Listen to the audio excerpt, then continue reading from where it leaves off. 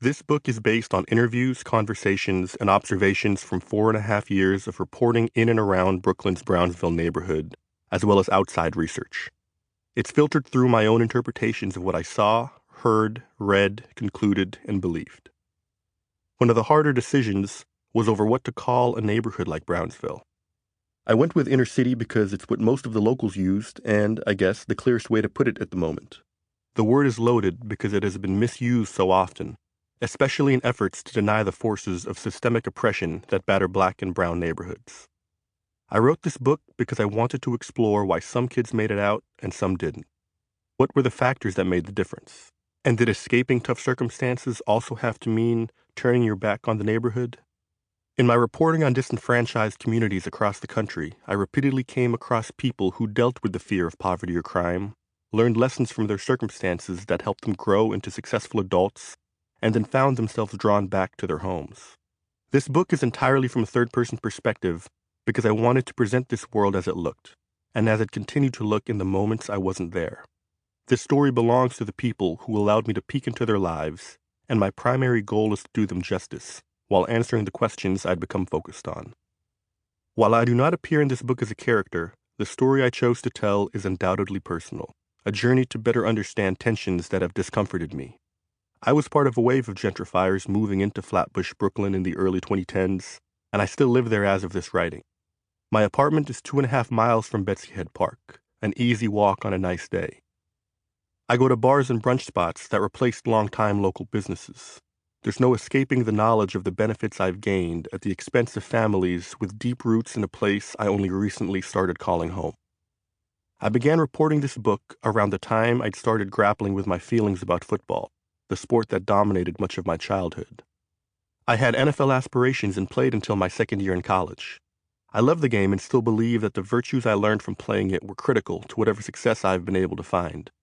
Like many, the more I learned about the brain research, the more I cringed at the big hits, wondered about the sport's future, and questioned the morality of supporting it.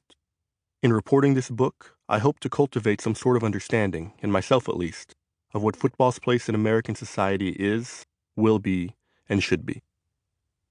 Albert Samaha, January 27, 2018, Flatbush, Brooklyn. Part 1. Boyhood. Chapter 1. Gio's Arrival, July 2013. The boys came to the park for football practice on Saturday mornings in the summer. Some of them would be lost by winter. Coach Chris Legree couldn't yet say which ones. It was early July 2013 and Chris was hopeful. Despite years of evidence to the contrary, he still held on to the dream that this would be the year he saved all the boys gathered around him at the park. There were more than 50 of them lined up across the hard dirt field in the Brownsville neighborhood deep in East Brooklyn. The youngest boys were 7, the oldest 12. Most wore t-shirts and basketball shorts, though a few, the newcomers who didn't know any better, were in jeans. In a few weeks they'd all be in helmets and shoulder pads, and Chris would learn who was really a football player and who wasn't cut out for the game. But for now, in the thick heat of peak summer, their only tasks were to learn the plays and get in shape. "Set, go!" shouted Chris, who was 57, built like a bouncer, and had the robust, commanding voice of a former quarterback. "Let's go, all the way through." The boys sprinted across the field, their sneakers and cleats kicking up dust. Yes, Chris knew some would be lost, but he was just as certain that within this pack too were future stars. Every boy had aspirations beyond professional football dreams. Isaiah, a rail-thin 11-year-old who ran with easy strides, his slender frame almost gliding with the dust, wanted to start his own business. Oomz, a mercurial and solidly built 10-year-old jogging in the middle of the pack, wanted to become a doctor. Hart, a big 10-year-old lumbering near the back, wanted to practice law.